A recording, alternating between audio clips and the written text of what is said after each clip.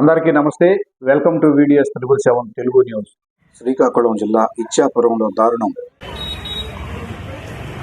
శ్రీకాకుళం జిల్లాలోని ఇచ్చాపురంలో ఓ గర్భవతి 10 నెలలు దాటిన ప్రసవానికి ఇంకా సమయం ఉందంటూ కాలయాపన చేసిన నర్సింగ్ హోం వైద్యులు అదే గర్భిణి ఈరోజు ప్రసవించడంతో అప్పుడే పుట్టిన శిశువు మృతి. వైద్యులు నిర్లక్ష్యంతోనే శిశువు మరణించాడని ఆందోళనకు దిగిన కుటుంబ సభ్యులు.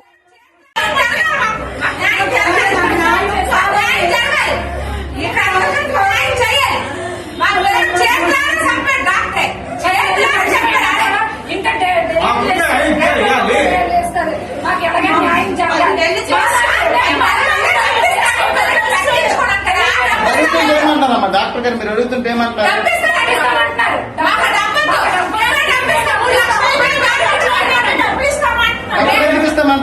జరిగిన తప్పైతే జరిగిపోయింది, నా వల్ల తప్పు జరిగిపోయింది, పోనీ అయిపోయింది, ఇక్కడ వదిలేండి, మీకు ఏం కావాలో అనేసి నాకు అడుగుతున్నారు.